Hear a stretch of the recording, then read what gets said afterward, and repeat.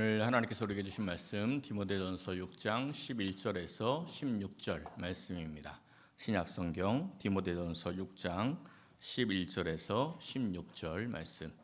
하나님의 말씀 봉독하여 드릴 때 하나님의 음성을 경청하십시오. 오직 너 하나님의 사람아, 이것들을 피하고 의와 경건과 믿음과 사랑과 인내와 온유를 따르며 믿음의 선한 싸움을 싸우라. 영생을 취하라. 이를 위하여 네가 부르심을 받았고 많은 증인 앞에서 선한 증언을 하였도다. 만물을 살게 하신 하나님 앞과 본디오 빌라도를 향하여 선한 증언을 하신 그리스도 예수 앞에서 내가 너를 명하노니 우리 주 예수 그리스도께서 나타나실 때까지 흠도 없고 책망받을 것도 없이 이 명령을 지키라. 기약이 이르면 하나님이 그의 나타나심을 보이시리니 하나님은 복되시고 유일하신 주권자이시며 만왕의 왕이시며 만주의 주시오. 오직 그에게만 죽지 아니함이 있고 가까이 가지 못할 빛에 거하시고 어떤 사람도 보지 못하였고 또 볼 수 없는 이시니 그에게 존귀와 영원한 권능을 돌릴지어다. 아멘. 할렐루야. 하나님의 평강과 성령의 기름 부심이 늘 함께 하시길 원합니다. 러시아와 우크라이나가 이제 계속 전쟁을 하고 있습니다. 우크라이나는 러시아의 상대가 되지 않습니다. 그럼에도 항복하지 않고 계속적으로 대항하며 싸우고 있습니다. 그 이유는 자신들의 영토와 주권을 지키기 위해서입니다. 싸움을 하지 않고 외교적으로 잘 해결됐으면 좋겠지만은 그것이 안 돼서 이제 결국 싸움을 하게 되었고 각 나라들은 이제 자신의 그 병사들을 이제 징집을 했습니다.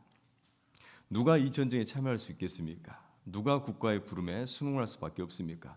기본적으로 그 나라의 국민입니다. 국민이기 때문에 싫던지 좋던지 참석할 수밖에 없고 참여해서 자기의 나라를 위해서 싸울 수밖에 없습니다. 내가 속한 국가의 안녕을 위해서입니다. 내가 이 나라의 국민이기 때문에 내게 속한 나라의 미래와 나의 사랑하는 이 수많은 사람들을 지켜내기 위해서 이 나라를 공격하는 세력에 대해서 대항하며 맞서 싸우게 됩니다. 이것이 국민의 의무입니다. 일제 36년간의 그 압축 속에서 수많은 이 독립의 투쟁이 있었기 때문에 광복의 날을 맞이할 수 있었습니다. 여성이 무슨 힘이 있습니까? 그러나 가장 소중한 것을 지키기 위해서 3.1 운동에 참여해서 그 수많은 여성들이 외쳤던 그 투쟁으로 말미암아 주권 회복을 위한 임시정부가 또 세워질 수 있었습니다. 누가 대항할 수 있습니까? 그 사람이 누구입니까? 남녀노소 할 것 없이 그 나라에 속한 백성입니다. 예수 그리스도를 믿어 구원받은 사람을 향하여 성도 하나님의 백성이라 말합니다. 구원받았기에 이제부터 나의 인생이 형통하고 평안하고 언제나 좋은 일만 가득하면 좋을 것입니다. 현재 지니고 있는 이 믿음으로 주님 만날 때까지 가면 정말 좋을 것입니다. 그러나 성경에서는 이 나의 구원의 믿음을 무너뜨리려는 세력이 있다고 말씀합니다. 마태복음 24장 24절에 거짓 그리스도들과 거짓 선지자들이 일어나 큰 표적과 기사를 보여 할 수만 있으면 택하신 자들도 미혹한다고 말씀합니다. 현재의 믿음을 무너뜨리려는 수많은 미혹의 세력들이 있습니다. 끊임없이 찾아와 예수의 그 믿음에서 낙오시키려는 이 세력들이 있습니다. 예수님 믿는 궁극적인 목적이 무엇입니까? 오늘 하나님 앞에 나와서 이렇게 예배드리는 목적이 무엇입니까? 베드로전서 1장 9절에 말씀하기를 믿음의 결국 곧 영혼의 구원을 받음이라 하고 말씀합니다. 굳건한 믿음을 가져 마지막에 만나야 할 것은 이 내 영혼의 완벽한 구원 곧 천국에 입성하는 겁니다. 이것 때문에 예수를 믿는 것이고 이것 때문에 우리가 하나님 앞에 나와서 예배를 드리는 겁니다. 하나님의 목적은 내 영혼의 완벽한 구원에 있습니다. 이것이 아니라고 말할 수 있는 사람이 있습니까? 믿음의 모든 사람이 바로 이곳을 향하고 있습니다. 이곳을 향하여서 우리 모두가 달려가고 있는데 방해하는 세력이 있다는 사실입니다. 이 세력이 누구인가? 미혹하는 세력의 우두머리 곧 악의 영들이라고 말합니다. 에베소서 6장 12절 말씀합니다. 우리의 씨름은 혈과 육을 상대하는 것이 아니요 통치자들과 권세들과 이 어둠의 세상 주관자들과 하늘에 있는 악의 영들을 상대한다고 말씀합니다. 세상의 수많은 것들을 이용하여서 믿음의 사람들에게 다가와 유혹하고 미혹합니다. 이것들은 믿음의 성도가 완벽한 구원을 얻도록 절대로 가만히 내버려 두지 않습니다. 끊임없이 다가와서 이 구원의 믿음에서 낙오시키려 합니다. 이 믿음에서 떨어지지 않기 위하여 하나님께서는 사도 바울을 통해서 그 사랑하는 아들이라 불리는 디모데, 곧 오늘 우리에게 말씀하십니다. 디모데를 향해서 너 하나님의 사람아 라고 이렇게 부르고 있습니다. 디모데는 목회자로 부름받았습니다. 그러나 목회자로 부른 사람만 하나님의 사람이겠습니까?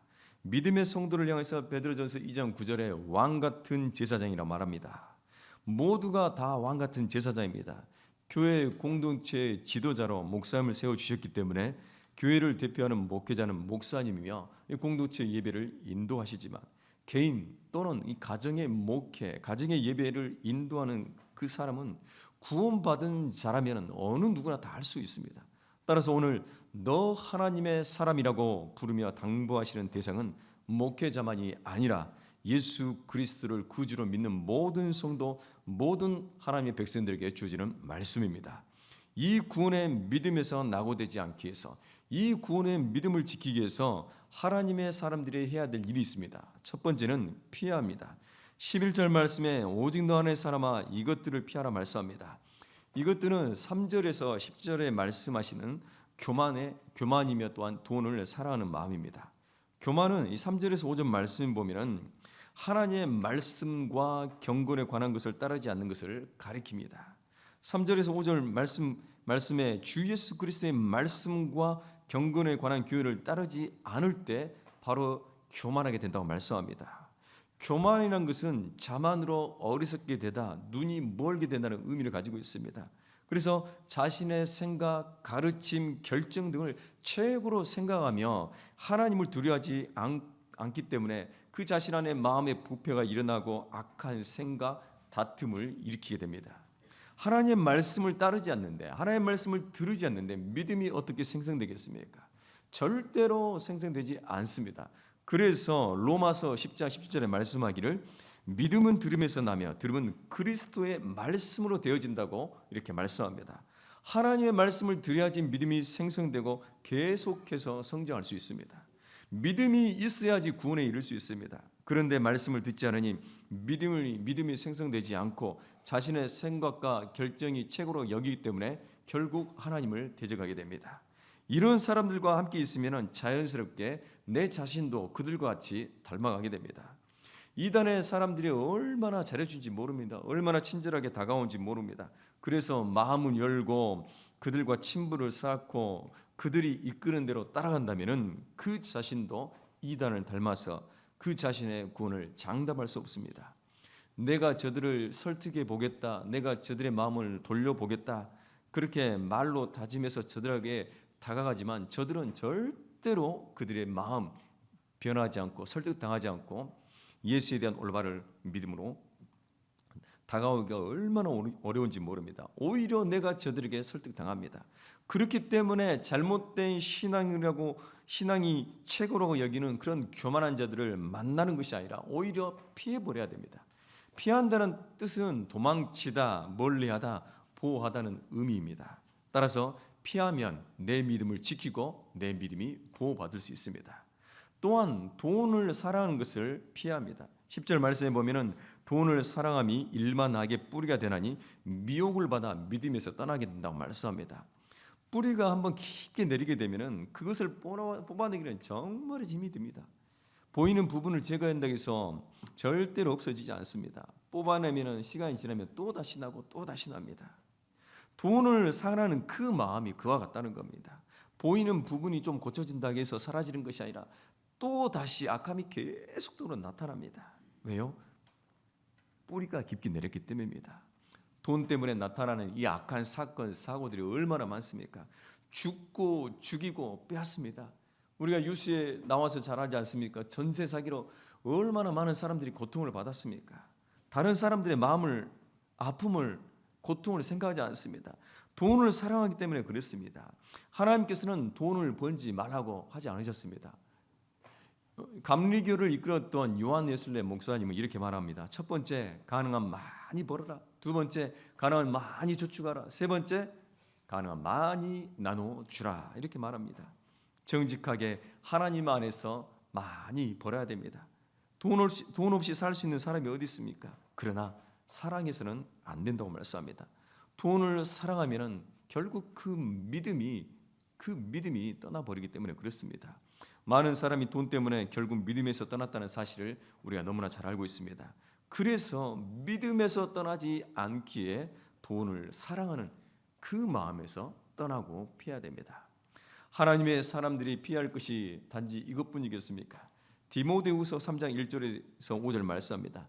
말세가 되는 때, 말세가 가까우는 때, 주님의 재림이 가까운 때 더욱더 피해야 될 것이 있는데, 자기를 사랑하고 돈을 사랑하며 자랑하는 마음, 교만하며 비방하며 부모를 거역하며 감사하지 않으며 거룩하지 않은 것들, 무정하고 온통함을 풀지 않으며 모함하며 절제하지 못하며 살아오며 선한 것을 좋아하지 않은 것들, 배신하며 조급하며 자만하며 쾌락을 사랑하는 것, 하나님 사랑보다 더 그렇게 쾌락 사랑하기를 좋아하는 이 시대, 그리고 경건의 모양은 있으나 예수님 믿고 하나님 믿고 교회를 잘 다니면서 얼마나 경건한 그 모양은 가지고 있는데 실상 그 경건으로부터 나오는 그 능력을 부인하는 자들, 말세는 반드시 이것들로부터 피해야 된다고 오늘 이렇게 말씀합니다.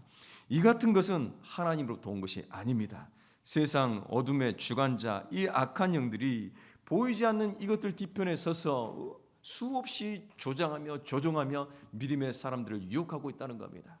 그래서 이것들로부터 피하고 도망치고 돌아서고, 그래서 내 믿음이 이것들로부터 보호받을 수 있어야 됩니다. 반드시 이것들로부터 피해서 내 믿음을 지켜내시길 주의 이름으로 축원합니다. 두 번째는 따라야 합니다. 11절 말씀하기를 의와 경건과 믿음과 사랑과 인내와 온유를 따르라고 말씀합니다. 좋지 않은 것은 피하며 좋은 것은 따라가야 됩니다. 이러한 것은 모두 하나님으로부터 나온 것이며 하나님 말씀을 지키기 위한 것으로 반드시 따라야 됩니다. 따른다는 말은 뒤쫓다, 추구하다, 열심히 따르다의 의미입니다. 자신을 하나님에게 속하기 위해서, 그리고 이 구원의 믿음을 성취하기 위해서 노력하며 열심히 쫓아간다는 말씀입니다. 그렇기 때문에 이 따른다는 것은 단지 말로만이 아니라 이 행위를 포함하고 있습니다. 행위를 나타내 보여야 됩니다. 빌립보서 3장 13절에서 14절에 말씀하기를 형제들아 나는 내가 아직 잡은 줄로 여기지 아니하고 오직 한 일 즉 뒤에 있는 것은 잊어버리고 앞에 있는 것을 잡으려고 푯대를 향하여 그리스도 예수 안에서 하나님이 위에서 부르신 부름의 상을 위하여서 달려간다고 이렇게 말씀합니다. 하나님께서 부르셨다는 것은 나의 이름을 부르셨다는 것이고, 이것은 구원을 의미합니다.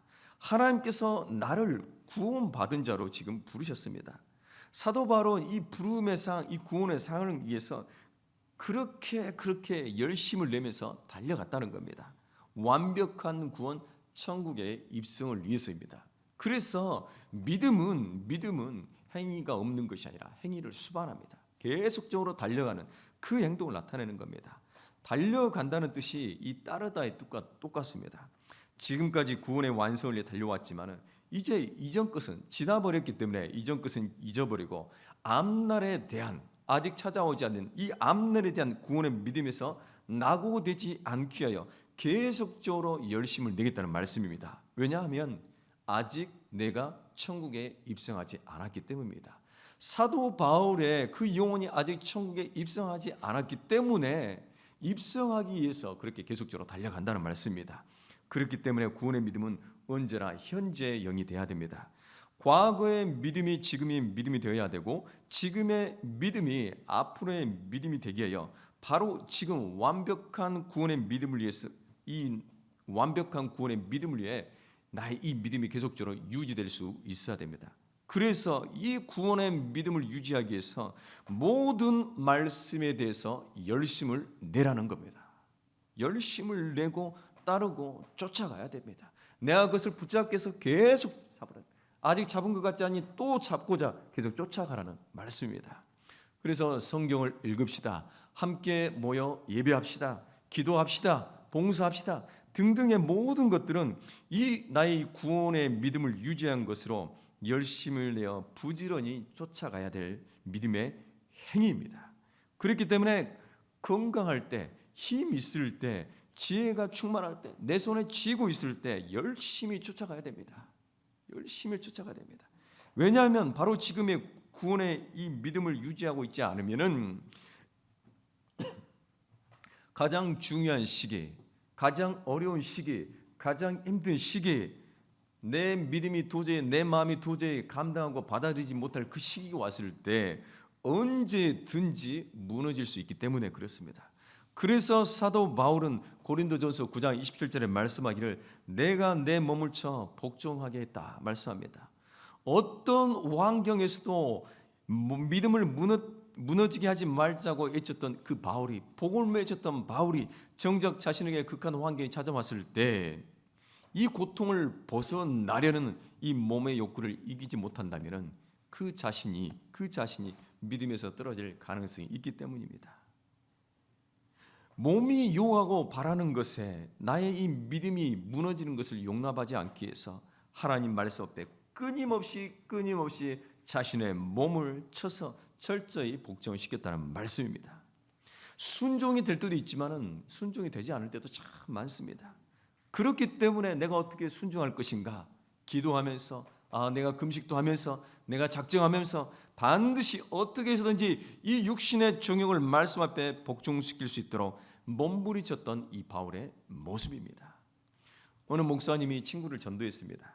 어느 날 이 친구가 술을 잔뜩 먹고 와서 이 친구 목사님에게 소리를 칩니다. 야, 왜 네가 나를 전도해서 나를 이렇게 괴롭게 하느냐?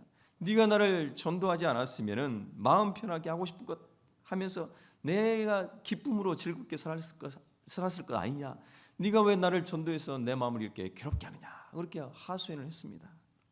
안 믿었으면은 내 마음대로 하면서 정말 뭐 하고 싶은 거 다 하면서 즐겁게 편하게 살았을 건데 복음을 듣고 믿어서 알게 되었으니 이렇게 하지도 못해 저렇게 하지도 못해 이것을 했을 때 이것을 이기지 못하고 죄구나 하나님 앞에 너무 죄송하다면서 너무나 괴롭다는 거. 그럼에도 그 친구가 그 부족한 믿음을 가지고 오르락 내리라 하면서 말씀을 쫓아오니 구원의 확고한 믿음으로 성장했다고 간증합니다. 쫓아가면 됩니다. 따라가면 됩니다. 적은 믿음일지라도 하기 싫다는 그 마음이 들지라도 쫓아가면 됩니다. 쫓아가다 보면은 나의 믿음은 어느새 확고한 구원의 그 현재성을 확인할 수 있습니다. 세 번째는 싸워야 합니다. 12절 말씀합니다. 믿음의 선한 싸움을 싸우라 영생을 취하라. 그렇게 말씀합니다. 싸움은 투쟁입니다. 전쟁입니다. 싸움 전투에서는 반드시 이겨야 됩니다. 이겨서 내가 원하는 바를 반드시 나에게 만들어내야 됩니다. 이 싸움의 목적은 믿음의 싸움입니다. 믿음이 곧 영생을 얻는 것이기 때문입니다. 취하다의 뜻은 굳게 붙잡다, 지키다의 의미입니다. 그래서 믿음의 싸움은 믿음을 지켜 영원한 생명을 얻기 위한 겁니다. 그래서 싸우지 않을 수가 없습니다. 말씀드렸지만 우크라이나가 왜 러시아에 계속적으로 대응하는 겁니까? 그냥 그 조그만 영토 나 이것만 가져가겠다 했을 때 그거 그냥 줘버리면 되지 않습니까? 아니요. 계속적으로 러시아가 더 큰 것을 요구하고 결국에는 우크라이나를 완전히 다 집어삼키기 때문에 그렇습니다. 그래서 내가 싸우지 않으면 나의 믿음이 싸우지 않으면 나의 이 믿음이 잡혀서 먹여버리기 때문에 그렇습니다. 그래서 디모데전서 4장 7절에 말씀합니다. 내가 선한 싸움을 싸우고 믿음을 지켰다고 말합니다. 사도 바울은 다른 사람에게 믿음을 지키도록 말할 뿐만 아니라 자신 또한 믿음을 지키기 위해서 믿음의 선한 싸움을 그렇게 계속적으로 행했다고 말씀합니다. 사도 바울에게도 믿음을 무너뜨리는 세력이 끊임없이 다가왔기 때문입니다. 그렇기 때문에 이 믿음을 무너뜨리는 모든 악한 세력에 대해서 대항하며 대적하며 싸울 수 있어야 됩니다. 실제적으로 총하고 칼을 들고 싸우라는 말씀이 아닙니다. 그것이 아니라 나의 이 구원의 믿음을 지키기 위해서 말씀을 거부하는 모든 미혹의 세력과 싸우는 마음의 내적 싸움, 마음에서 일어나는 그 영적 싸움을 가리킵니다. 피하기 위해서 싸워야 되고 따르기 위해서 싸워야 합니다. 그렇기 때문에 때로는 핍박을 당하고 손해를 당하고 누명을 쓰기도 합니다. 디모데후서 3장 12절에 말씀합니다. 무릇 그리스도 예수 안에서 경건하게 살고자 하는 자는 박해를 받는다 말씀합니다. 하나님께서는 말씀을 따르며 경건하게 살라고 말씀하셨습니다. 하나님을 경외하며 말씀에 대한 믿음으로 살려고 할 때 수없는 많은 방해 세력들이 있고 장애물이 있습니다. 박해가 없는 것이 아니라 박해가 있습니다. 핍박을 받지 않으면 좋겠지만 하나님의 말씀을 지키려 할 때 다양한 이유들로 핍박을 받게 되어 있습니다. 그렇다고 저들과 똑같이 싸울 수 있습니까? 네가 나를 왜 이렇게 핍박하냐? 나도 저들 향해서 삿대질하면서 손가락질하면서 유혹하며 싸울 수 있습니까? 할 수 없습니다.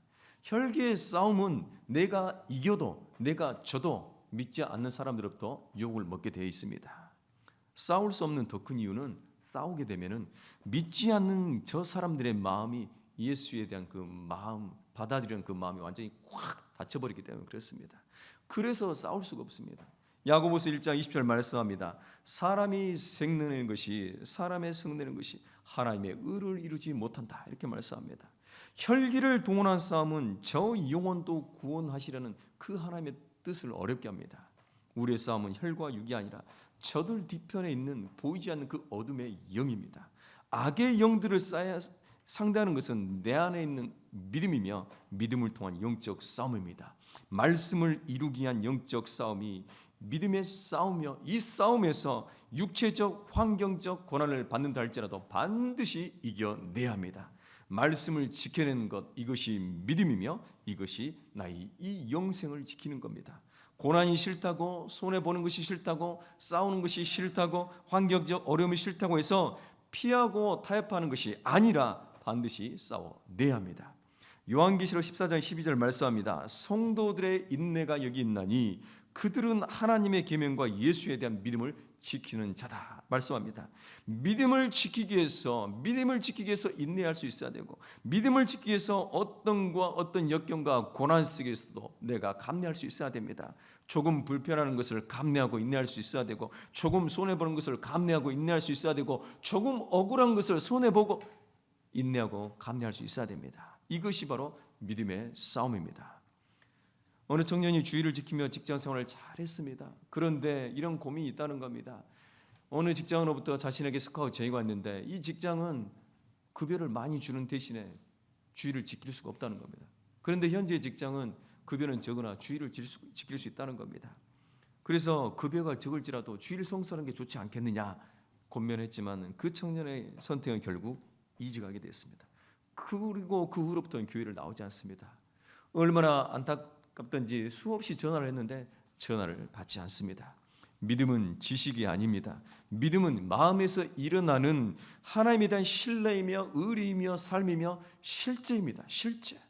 이 구원의 믿음을 지키기 위해서 구원받은 하나님의 백성으로서 직면하는 현실에 대해서 나는 어떻게 반응해야 될 것인가? 믿음으로 말씀을 지키기에 반대하는 세력에 대해서 피하고 따르며 투쟁하며 싸울 수 있는 이 믿음의 힘을 가지고 있어야 됩니다. 피하고 따르며 싸울 수 있는 이 믿음의 힘이 있습니까? 왔을 때 내가 방어하고 내 영적 믿음으로 대항할 수 있습니까? 이 힘이 있습니까? 제가 부끄럽지만 초등학교 때 친구하고 싸웠습니다. 친구하고 싸웠는데 뭐 어렸을 때니까 뭐 치고받고 막 자자잤습니까? 내가 이 친구를 눕혔습니다. 그런데 때려야 되는데 때리지를 못하는 겁니다. 일어났습니다. 때려야 되는데 때리지를 못하는 겁니다. 그렇게 어물쩍 있다가 친구가 카운터 펀치를 푹 이렇게 때려가지고는 눈이 시퍼렇게 됐습니다. 때려야 되는데 때리지 못했습니다. 왜요? 마음이 약해서. 아이고 때리면 저 친구 얼마나 아플까. 마음이 아파서. 그러다가 걔가 제만 된통 맞아가지고 눈이 시퍼렇게 다니면서 그런 좀 안타까움이 있었습니다. 왜? 때릴 수 있는 힘이 없는 겁니다. 때릴 수 있는 힘. 우리에게 맞서고 저항할 수 있는 이 믿음의 힘이 있어야 됩니다. 이 믿음의 힘을 이해한 길은 오직 말씀과 기도밖에 없습니다. 무엇을 피하고 따라가야 될 것인가 알기 위해서 말씀을 읽고 들어야 되며, 실제적인 이 영적인 믿음의 싸움을 실행하기 위해서 이 힘이 있어야 됩니다. 이 힘은 기도할 때 생성됩니다. 기도할 때 말씀을 읽고 들으며 기도할 때 하나님께서 성령의 능력을 부어주십니다. 성령님의 능력이 임하면 그 어떤 환경도 넘어설 수 있는 믿음의 그 힘이 생성됩니다. 결정적 순간에 육체적 유익이 쫓아가는 것이 아니라 영혼의 유익을 위해서 이 믿음을 선택하도록 도와주시는 분은 오직 성령님밖에 없습니다. 성령님은 우리를 도와주시는 분이십니다. 그렇기 때문에 우리는 성령님께 도움을 요청해야 됩니다. 믿음의 선한 싸움을 싸울 수 있도록 그 힘을 달라고 우리가 요청해야 됩니다. 성령님의 그 도우심을 입어서 우리가 맞서 싸울 수 있어야 됩니다. 그래서 말씀과 기도로 나가야 된다고 끊임없이 권면하는 겁니다. 다른 방법이 없습니다. 말씀 앞에 무조건 순종하면 좋겠지만 그렇지 못할 때 내 안에서 일어나는 내적 갈등이 있어야 됩니다. 내적 갈등. 이것 때문에 고민하고 어떻게 이때를 지혜롭게 헤쳐나갈 것인지 기도할 수 있어야 됩니다.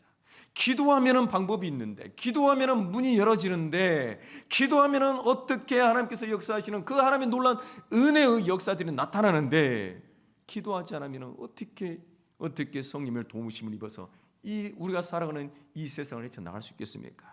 코로나 이후에 우리 통합 교단만 9만 명 이상이 감소됐다고 말합니다.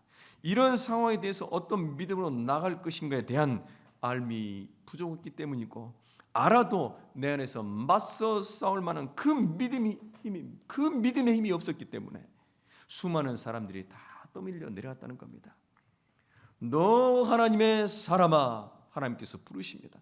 너 하나님의 사람아, 너는 그렇게 살면 안 된다. 너 하나님의 사람아, 세상에 그 어떤 문화들이 너에게 몰려온다 할지라도 너는 그렇게 살면 안 된다. 피하라, 따르라, 그리고 맞서 싸우라 말씀합니다. 어느 때까지 싸워야 됩니까? 14절 말씀합니다. 우리 주 예수 그리스도께서 나타날 때까지 이 명령을 지켜라. 주님 다시 오실 때까지 믿음의 싸움을 해야 됩니다. 이것이 명령입니다. 이 명령을 지키라고 말씀합니다.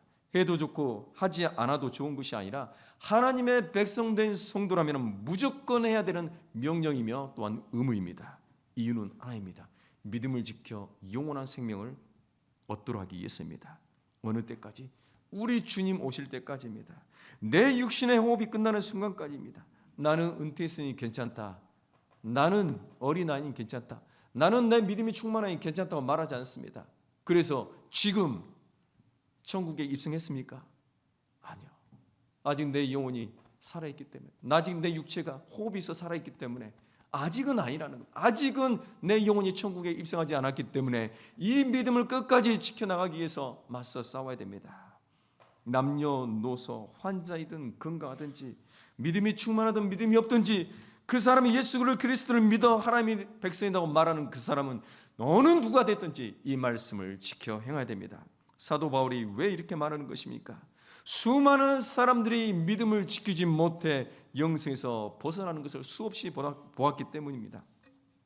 과거의 믿음이 현재의 믿음이요, 현재의 믿음이 앞으로의 믿음이 되기 위해서 우리는 믿음을 지켜 끝까지 지켜서 영원한 천국에 입성할 수 있어야 됩니다. 그래서 그렇게 하기 위해서 믿음의 힘을 길러야 됩니다. 어둠의 그 어떤 미혹의 영이 온다 할지라도, 그 어떤 핍박이 온다 할지라도 맞서 싸울 수 있는 이 영생의 믿음을 유지할 수 있는 그 힘을 우리가 길릴 수 있어야 됩니다. 가만히 있으면 길러집니까? 아니요, 절대로 길러지지 않습니다. 내 영혼이 가만히 있을 때, 내가 움직이지 않고 믿음을 열심히 내어 쫓아가지 않을 때, 말씀과 기도로 열심히 내어 살아가지 않을 때 이 믿음은 그냥 머물러 돼 있습니다. 그래서 우리는 대비하며 대항하며 싸울 수 있어야 됩니다. 그래서 이 믿음의 내적 싸움, 영적 싸움에서 승리하여 믿음을 지켰다는 믿음의 간증을 통해서 하나님께 영광 돌릴 수 있어야 됩니다. 이 믿음의 간증, 이것이 바로 예수에 대한 믿음의 흔적입니다. 흔적. 여러분 안에 이 믿음의 흔적이 많아야 됩니다. 전투에 나가는 사람들이, 그 군인들은 다 상처를 하나씩 다 있습니다. 목숨을 걸고 싸웠기 때문에 그렇습니다. 아픔이 없는 것이 이상합니다. 예수를 믿으면 이 믿음을 지키기 위해서 그 당하는 그 아픔, 그것을 우리가 말할 수 있어야 됩니다. 그것이 하나님께 영광이 된다는 겁니다. 16절 말씀합니다. 그에게 존귀와 영원한 권능을 돌릴지어다. 무엇으로 하나님께 영광을 돌리겠습니까? 무엇으로 나는 나의 자녀들에게 이 믿음의 간증, 믿음의 흔적을 나타내 보일 수 있겠습니까? 믿음의 선한 싸움을 두려워하지 마십시오. 믿음을 지키기 위해서 고난받기를 두려워하지 마십시오. 핍박과 조롱과 손해받고 환경적 어려움 당하기를 두려워하지 마십시오. 경제적 손실을 두려워하지 마십시오. 예수 그리스도의 이름으로 받는 그 모든 것에는 우리 하나님께서 다 기억하시고 갚아주시고 하늘에서뿐만 아니라 이 땅에서도 하나님께서 다 채워주십니다. 오직 말씀과 기도를 통하여 믿음의 승리자가 되어서 반드시 천국에 입성하게 되시길 주의 이름으로 축원합니다.